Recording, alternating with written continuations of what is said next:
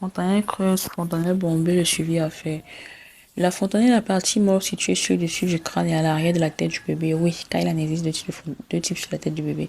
On distingue notamment la fontanelle antérieure, qui est la grande fontanelle, située au-dessus du crâne, sur le dessus du crâne du bébé. Elle a la forme d'un losange et mesure entre 2 et 3 centimètres de large. Cette fontanelle se fermera entre la 8e et le 24e mois du bébé, de vie du bébé. La fontanelle postérieure, qui est la petite fontanelle située à l'arrière de la tête du bébé, est de forme triangulaire.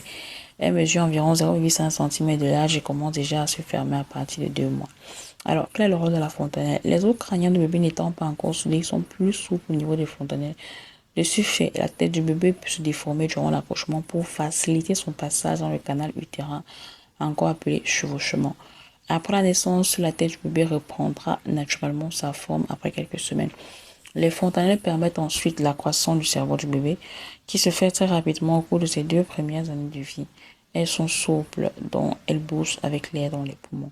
C'est pour cette raison que la grande fontanelle se bombe un peu quand votre bébé crie, tousse ou pleure. Aussi, même lorsque votre bébé est calme, vous pouvez voir sa grande fontanelle bouger au rythme de son cœur ou le sentir au toucher. Alors, il y a beaucoup de personnes qui considèrent, de nombreuses personnes, pardon, considèrent la fontanelle comme une maladie. Non. Je viens là d'énumérer le rôle de la fontanelle. J'espère que vous avez bien suivi cet élément important chez le bébé.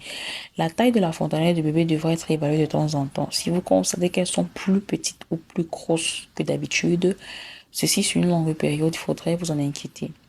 L'affaissement de la grande fontanelle ou fontanelle creuse ou déprimée vous créera une déshydratation. Si la fontanelle est trop grosse, cela indique une pression à l'intérieur du crâne et laisserait penser à une méningite ou l'hydrocéphalie. En ce qui concerne votre bébé, si la fontanelle est creuse, bombée ou encore déprimée, il faut consulter rapidement.